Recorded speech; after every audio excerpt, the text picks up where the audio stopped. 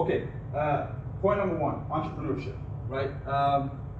And these are, man, you go to these meetings, right, outside of school, and there's a lot of people talking, right? So if you become rich enough, they let you talk, and you just yap on and on, right, and how you made money, and they never say the truth, right, they just talk. And so everyone will give you different answers about what entrepreneurship means. So I'm gonna have 4 points that I wanna talk about: creativity, risk tolerance, effort, and social skills, right? Those are the things that can set you or make you or break you as an entrepreneur, okay? Creativity, okay, so this is Joe Mackey, world's strongest bodybuilder, and he's doing a deadlift. Sorry, I blurred his face out because these pictures are gonna be used in a publication. It needs to be objective, right? You should know who he is, so they give him preferable treatment or hate him, like we're gonna not give him the publication. So I blurred his face, but don't worry, I'll show you more about him. So he is deadlifting, right? So he's doing multiple reps with these cast iron plates, and after he does, and this is like tremendous amount of weight, like 700, 800 pounds, right? So when he gets to a certain point, the weights start to shift, and the plates fall off, and it becomes risky and causes injury, right? And no one is there to provide a solution to that problem until the Mack Clamps came along, which you guys have in your hands, right? So in the entrepreneur world, they say, you've probably heard this cliche before, if you know the problem, find the solution, you'll be rich, right? And that's just an interpretation of creativity for an entrepreneur, right? So setting the stage for that. And risk tolerance, okay, yeah. So you invented the Mack Clamps? Correct. Yeah, correct. Thank you. I'm the original inventor of the Mack Clamps, and they're being patented right now. Yeah, I'd have to go. Can you? Yeah. You got a chance to share that, right? Yeah. So I might do a little bit. I keep this here for now.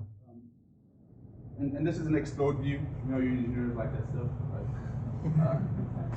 Like you're not here. I know. Yeah, I am, but I just don't feel like it anymore because I'm out in the woods, alone by myself. So anyways, what does it cost or take to launch a new product, right? So if I wanted to make money, I would open up a car lot, buy and sell cars, make some pizza, right? It's pretty standard. You guys all have to eat. You have to drive to go to school, right? I'm guaranteed money. I just have to market myself and get it. But when you're creating a new product that's never existed before, think about your cell phone, right? It's a pretty big deal, and there's a lot more capital and a lot more risk that goes into it. So, question to you guys, just I want to see where your headspace is. What are some of the things you would need to launch a new product? I'll start off. A design and a patent. Right. Anyone? What else would you need? Capitals? Well, capital will get you all those things, right? So, what are the things you have to spend your capital on? Is what I'm asking, right? Tools, yeah, you're gonna have to have a whole machine shop, manufacturing shop to create this if no one else knows how to do it. Anything else?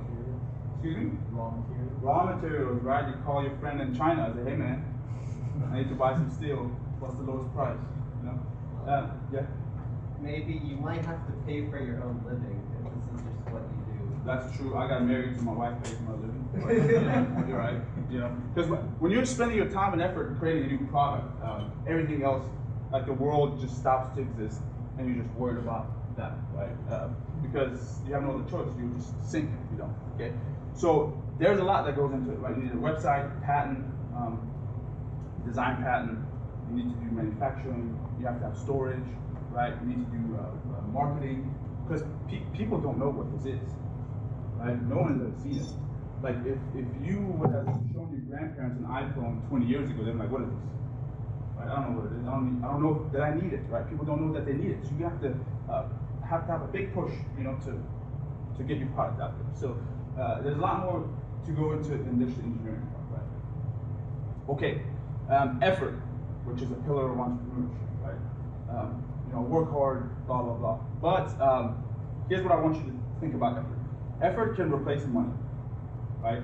I'm not like Donald Trump. I didn't get a small loan of $1 million to start this, right? This was my wife's money mostly. And yeah, not as generous as your dad, would you believe it? Money can replace effort, and effort can replace money if you have the right skills, right? So this is me making the first prototype of Mack Clamps by myself in the shed, right? And I could have just sent the drawings out to a manufacturer and do it, but it would be really expensive, okay? So in the United States, when you're making parts out of aluminum, you're competing against NASA, Raytheon, Lockheed Martin, Northrop, Rockwell Collins. All these guys make parts out of aluminum. So when you find a manufacturer, they're gonna have to say, hey NASA, hold on, let me make all these parts for me, right? And they're not gonna stop the machine, so you have to pay a lot. And so there was no other option. I didn't want to send my intellectual property overseas because I was worried that someone's going to take it before I had the patent. So I had no choice but to make it myself, right? And if I made it with like Halliburton's equipment, it's ours now. Like, use our stuff, it's ours. So these three things that we have to balance, and everyone's choice is the same. You have to now balance money, effort, and time, right? You can waste a lot of effort and a lot of time, but you can save a lot of time and effort if you have money, okay? And depending on how skilled you are, you know, you'll create a different perspective. Now,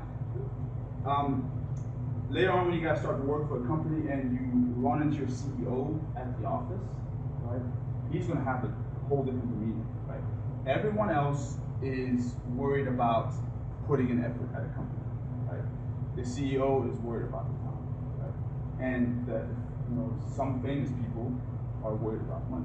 So depending on which one of these three you specialize in, your demeanor will change, right? Obviously, I have none of those three. That's fine. Okay, and find the upper limit of each. Okay, you have to optimize. That's the same choice anyone has in the world. Okay, you're not special, and no one else is either. Okay, social skills for the last part of entrepreneurship. This is Joe Mackey. You can actually finally see his face, right? Deadlifting. We had a photo shoot. You can't even see the clamps. And this is Jesus Oliveras. He is the world's strongest powerlifter, age 25, right? He represents the United States at international competitions. So, and he lives in San Antonio. So you have a bodybuilder, world's strongest bodybuilder. You have the world's strongest powerlifter who come from different niches, right? And then you have the world's strongest barbell clamp from an engineering nerd. And we three own the company, and we have to make friends and collaborate to get this thing going, right? And we all have our strengths and weaknesses, and we need to understand it, and that's why social skills become really important. Because if I had Joe coming up here and talking to you guys, he would have not necessarily know the technical stuff, and it doesn't make sense for you guys to listen to him, because he's a very business-oriented guy. So whenever we go give a talk at the business department over there, business building, he's gonna talk and I'm gonna sit on the sideline, right? So the social skills need to be there, especially when you wanna do international business and manufacturing and yada yada, right? So you need to know who you are. Okay. That was point number one. And point number two is find/make the opportunity. Now people say find the opportunity. I don't think that's necessarily always true. Most of the time you have to make it. Okay, quick thing. These are all the different barbell clamps that exist, right? So I've brought them with me. So if you would have looked in this space, you would have been like, there is no way you can create that's something that's better. It's already been done, forget it. You know, there's no opportunity here. There's no way to make money. It's all been there, done that, right?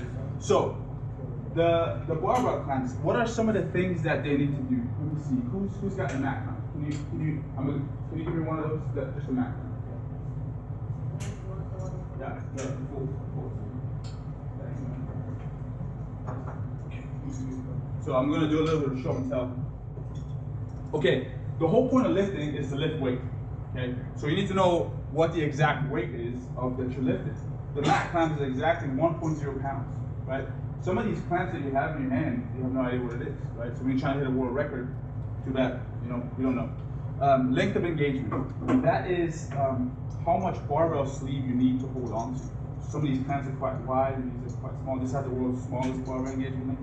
And then fit on the 1.9-inch bar, serviceable shock absorber rotation, dynamic rotation. So I'll talk to you about those things. Exact weight. These are the clamps that have an exact weight, right? This is 2.5 kilogram. This is 0.25 kilogram. This is 1 pound, and mine is 1 pound as well. So you see, we are as good as these guys and better than the rest. Okay. And then engagement length. So here's a figure. You have the plates on the barbell. This is a cross section. Hope that makes sense to you guys. And how, obviously the wider the bar, the stronger the grip. Okay. So if you make it thin and thin and thin, you lose strength. But then your user can't fill up the barbell as much, right? So what is the correct balance? So what we did with the Mack clamps, we have some stick out. So usually you put this against the bar, but if you flip it backwards, right, and you put the barbell sleeve on the inside, you see these patches are right at the end. So you only need less than half of an inch to actually get the full bite. And this is ours right here, 0.46 inches is how much you need. That's this length right here, right? And these are all the competitors that you see. So right off the get-go, this is something that we're better in than everyone else, right? Our engagement length is, you guys might not care about it, but strong. And then fit on a 1.9 inch bar. So this is Alexei Kloklev, right? He's doing a strongman event. So the barbell sleeves, can you hold that up? This is an Olympic barbell sleeve. It is 50 millimeters in order. Thank you. I know it's heavy. It's 50 millimeters. But strongmen, they use oil-filled pipe, and oil-filled pipe is 1.9 inches. So what happens is these guys buy clamps, and it works on the barbell, but then when it was in strong equipment, they have to buy a new barbell clamp. Like the same thing, but it's just smaller, so you can fit on a different clamp. Now ours makes sure that it can tackle both, right? So our performance is similar. And serviceable. Every single one of these clamps that you had in your hand are either made out of rubber, aluminum, but once they wear out, you just throw it away and you have to buy a new one. So that was a big piece of innovation, is because this ring right here is what retains these contact patches, right? So arguably these contact patches is what actually wears out, because that's what makes contact with the bar. So with a screwdriver or like a rod or whatever, you can take this out and replace it. You don't need a special tool, and that's shown to you, right? So this will technically never get old, or it will last a lot longer than anything, right? So that's a big key of innovation that we found. Shock absorber. Okay. In some of these lifts, these guys drop the weight down, and there's tolerance between the. So there's a natural gap tolerance right here between the plates and the barbell, so that the plates shift left and right, especially when you're dropping them. And ours can actually absorb the shock. So if you had a chance to squeeze on these, there's radial springs in here, right? It's got a specific spring constant that absorbs the shock. Okay. And let's see, I have a video. What better thing than a video to explain to you guys? Let's see if this works.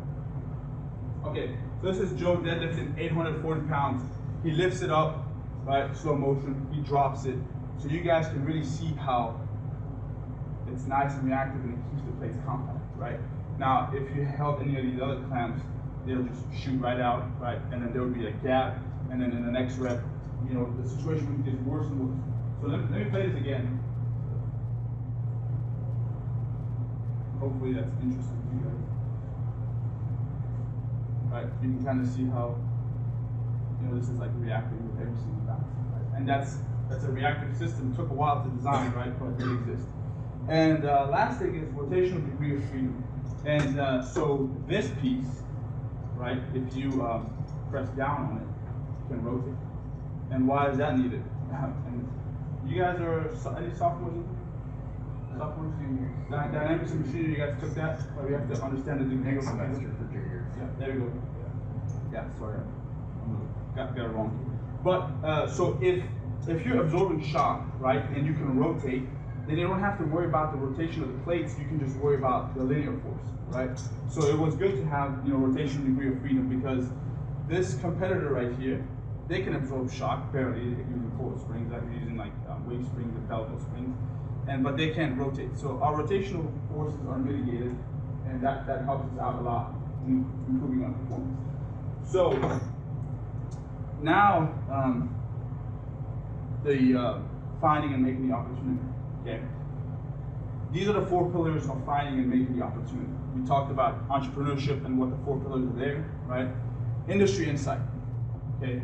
So what does that mean? You say, Ali, well, I'm not a creative guy. I can't come up with the world's best barbell clamp like you did, but you can make up for it with industry insight. Okay. So if you are 1% as creative as I am, but you spend 100 days on it, it's equivalent to someone creative working on it for 1 day. Right? So the insight that you have in the industry and the knowledge that you have can make up for your creativity. Passion, right? We talked about entrepreneurship. There's a lot of risk involved, but if you love it, if you have a passion for it, I'm a state champion weightlifter. I'm a competitor still. So this is something that I like. So my passion for this project affected my risk tolerance and actually improved it. Now, if you came up to me and was like, oh, we want to create running shoes, I'd be like, I don't care. It's too risky. Out, right? And then your education and your effort. Obviously, the more you know, the less effort you need. Okay, so spend a lot of time learning these things that they learn in school. But anyways, education makes up for it. Social skills versus hard skills. So opportunities will be created by having hard skills, and you guys can see how these are related, right? You can have either or. There's a nice balance if you have that. Ideally, you have both. Okay, so now that we talked about why we're better than all of these, do you see how big of a gap existed in that market that we filled? And it took, you know, took these things: industry insight, passion, education, and hard skills to find the gap and fill it properly and create a product that everyone wants, right? So this thing is like the bee's knees. I'll show you guys the Instagram page of the page. You guys can follow it. You know, see one day if I become rich, you can just say you're one of the first ones. So what's the product now? I have some in the car. That's related. Cash on. Anyways, okay. Last point. Effort is never wasted. Okay.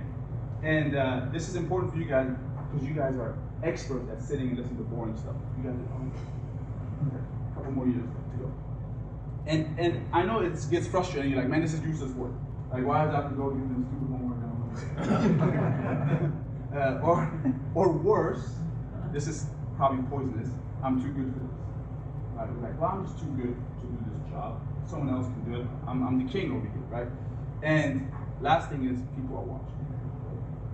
Remember that. There's always someone watching. Okay. I want you guys to guess, like, how many one-page sheets is just a drawing? There's not the CAD model, it's just a drawing. How many dimensions are here, and how many different views? So yeah, you guys can pass this around. You know, give me a guess, because I know you guys are supposed to be mechanical engineers and make drawings and whatnot, right? But I just want to know, like, because we're talking about effort, right? Effort is never wasted. How many of those? Because obviously, the more dimensions you put in there, the easier it is for you to manufacture, right? So if you get it right the first time, any guesses? 250. 250 dimensions? Yeah. That's a lot for this piece. Yeah, but that's a good guess. You know, I like it. You know, he's like, man, that's a lot of effort. 10? 10 is too low. 50. 45 is close. 50. 53. So 53 dimensions. Do I get a free clap? Next time. No. Well, I have another quiz actually. You gotta have at least 3 questions right before you get it. Appreciate it. Compromise, right? So, okay. So this is the drawing. By the way, as a mechanical engineer, depending on how spatially inclined you are, these things might be confusing to you, right? But the more time you spend looking at this, the more it makes sense. Now, the guys who work in a manufacturing shop, you give them one drawing, they're like, oh yeah, they can just see it, right? Like, we learned this stuff in like freshman year for graphics and design. Yeah, that's good. And there's still a lot more to learn, right? You guys know GDNT? What that means? We don't know terminology. Okay. Geometric dimensioning and tolerance. Oh, yeah. Right. Yeah, so everyone is like, yeah, I put GDNT on my resume when I graduated. I knew it.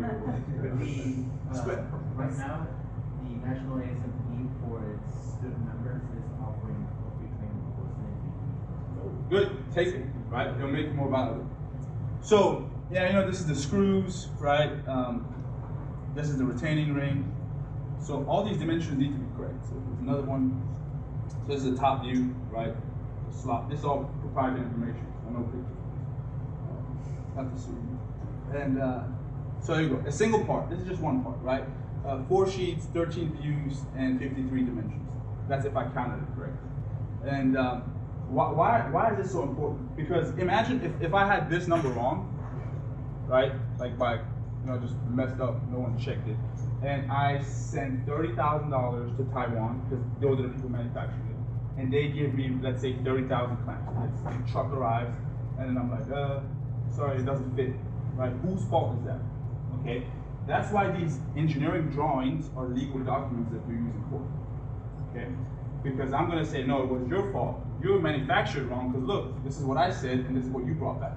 Okay, so and this is why they teach you guys these drawings, and when you start working in the industry, they're gonna be really, really into it.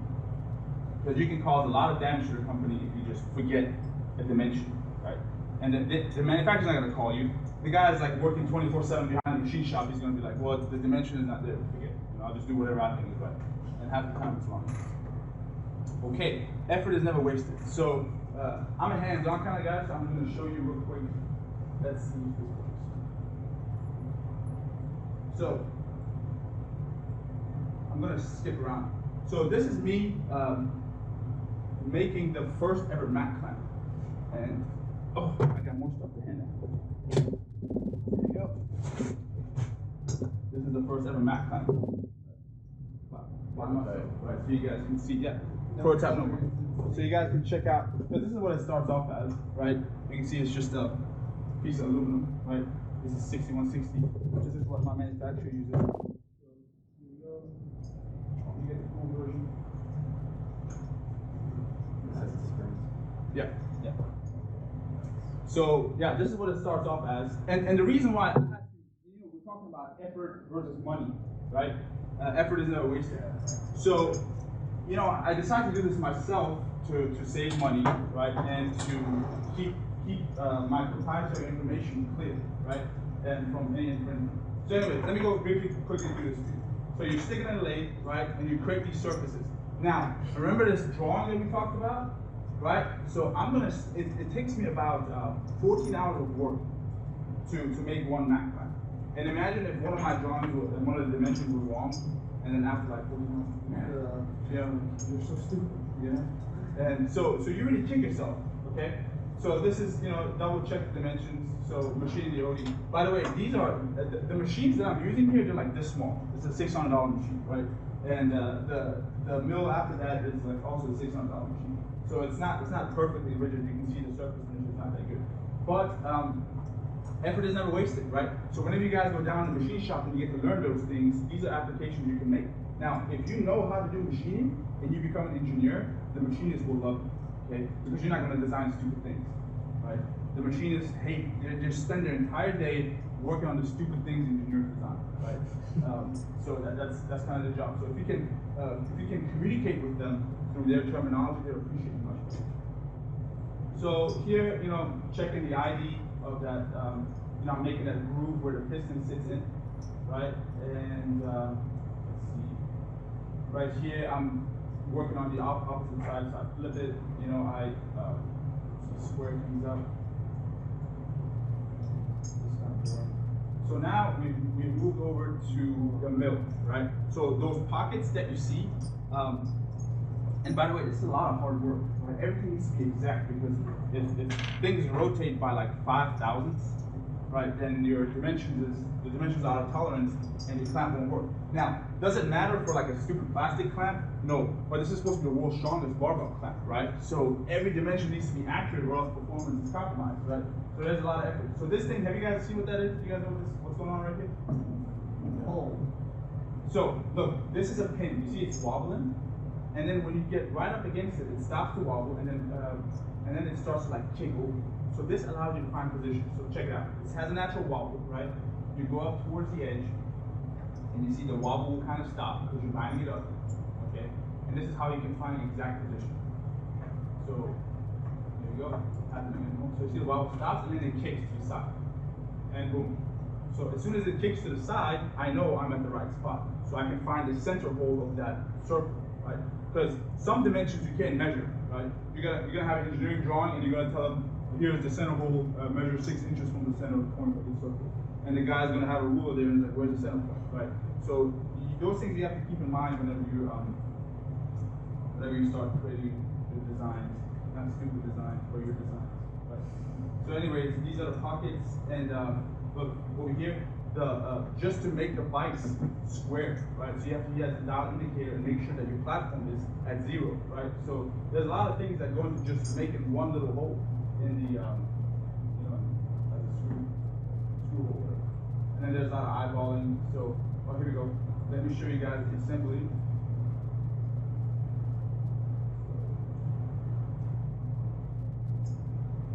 Okay, there you go. This was the first Mack clamp ever made, right?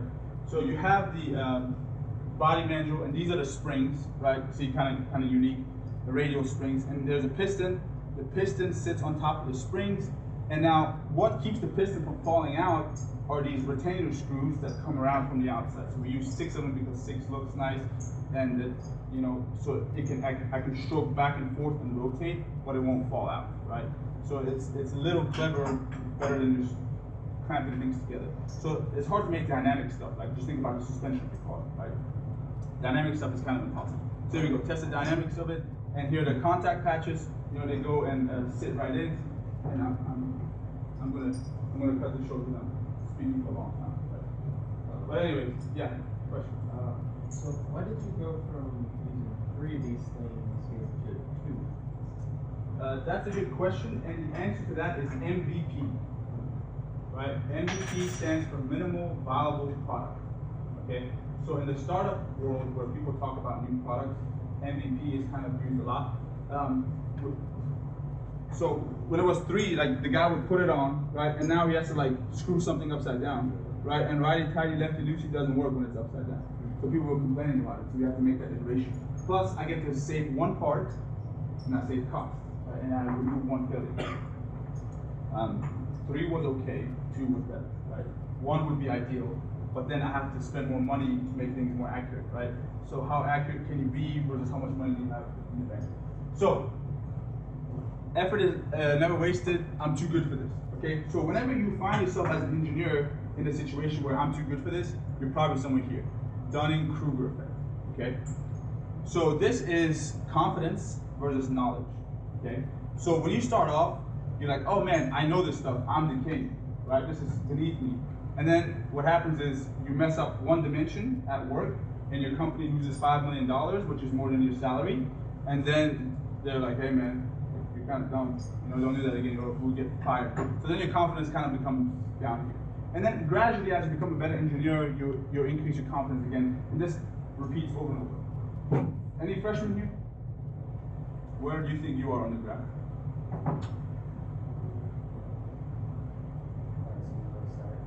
I think you're like here. No. Right. Seniors. Yeah. Where do you think you guys are? Same spot. Same spot. I think we're touching the start of the line. Yeah, you guys are here somewhere. Right? I'm like here, obviously. And Dr. Go, after he grades your papers, he's right here. Right? He's like, man, these kids learn nothing. But anyways, so that's so whenever you find yourself saying I'm too good for this, right? Because I'm a professional engineer, I don't want to touch the machines, right? That's like blue collar labor. So I still did it anyways because I'm not too good for it. It allowed me to learn some things about my stupid design that I didn't know before, right? So it helps you improve. So it's never wasted, right? So I'm too good for this. What did these guys think? So there are 8 big companies that control all of this market, and they all thought they were too good, right? They're like, I make $5 million contracts with this football team. I don't really care about the clamps. You know, the clamps are just accessories. I don't make millions of dollars off the clamps, so why do I need to make it better? I'm too good for it. And guess what? We came along and filled that gap, right? So no matter who you are, where you are, I'm too good for this. It's kind of like toxic because you will pay for it. Someone will come along and take that spot. Okay, I'm gonna brief through this because I'm talking way too much. So the contact patches. What makes contact with the barbell sleeve, right?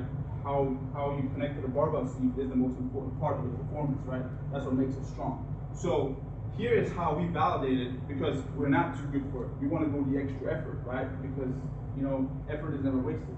So here's what we did. Analytical model at the top, this is what you guys do, right? You sit in class and do analytical models. OD, ID, great. And then there's the numerical model, which is FEA, right? So you simulate it. And then this is the caveman model, right? I make a spear and a stick and I test it out, and if it's good, it's good. After all of that, the caveman model is still king, right? Because imagine you create a car and then somebody gets injured, the first thing they're gonna ask is, did you test it? Like the airbag, for example. Right? Like, oh, we did the FEA model. Like, what do you mean you did the FEA model? You didn't test it, right? You gotta test it. So, or your phone catches on fire because the battery's bad. So anyways, so that's why the testing is important. So, and then what we came up with towards the end is the performance profile. That's how we can prove that we're better than anyone else. Yeah? So this is the analytical model, hertz in contact. Any of you learned this in school? Know why that's so important? Who drove to school today? Okay. Your car has wheels. The wheels have bearings. Have you ever wondered, like, man, what if my bearings in my car just shoot out and I'll, you know, die and crash? Right? That's because bearings are ODID, right? So you have the pins, the needle bearings, and then the hub. So humans have perfected this hertz in contact. This is why this is so important, right? Because you don't even think about it because the science is so darn good. Okay. That's hertz in contact. They can be repeated million infinite cycles without ever getting bad. So this is the FEA model that we did for our contact patch, right? Because the analytical model assumes ideal situations. So this part right here, the little taper at the end, this little curve, those are some things you can't model in the analytical model. The analytical model is just OD, ID, contact, everything else is perfect, right? So you do FEA to see if there's anything crazy that's happening you didn't see. So I expected some kind of deformation and stresses here while I'm making contact, but if I saw something up here where I didn't expect it, now that's a concern for redesign, right? And then what else did we do? We tested material hardness of it. So manufacturing is a key problem because I can ask for a perfect material, but can they make it for me? Most of the time, no. And even if they could, how expensive would it be? So instead of machining it, you saw how I machined the ODI of this, right? So the material properties of this are guaranteed by the manufacturer. I don't have to worry about it. If the thing fails, I can just say, hey, I bought it from them. It's their fault. My design is perfect. Okay. But here we have to cast these out of because it's irregular shape. It's hard to machine. So we have to cast them. And when you cast this stuff, you get different material properties. This is actually low alloy steel. You guys know microstructures. Yeah. Plasticity, elasticity, brittleness. Yeah. Right. Fatigue strength and all those things. Learning that right now. Yeah, good. So this is why it's also why it's interesting to talk to you guys. You know, when I tell business people about this, they look at me like I'm stupid, right? Like, why are you telling me this? I don't care. But anyways, so we had to verify that when we were melting the product, that it still meets the right material requirements. So we asked them to do post casting heat treatment to reduce the chance of cracking. And this is in Dr. Cho's lab, right? You've got those fixtures, and we put the clamps on here, pushed them against the plate, and we measured how strong each clamp is and compared them to one another. Okay, this is the Mack Clamps at 20 foot-pounds of torque. Hold that up. I just wanted to show me the, so you see the handles, right? So we put 20 foot-pounds of torque into those and to see how strong. Okay, and this is the graph that we got. Pop quiz, if anyone wants to win a Mack Clamp. Okay, so our peak strength was a little bit over 1800. And then it dropped to like 60. Why? Plastic deformation. Or like the yield strength? Could be, but no. So that's let me go back. I put the Mack clamp right here, right? It's grabbing onto the shaft. And then I start to go down, and then it collides. And as it collides, the force is going up and up and up and up, and then all of a sudden the force drops. Why?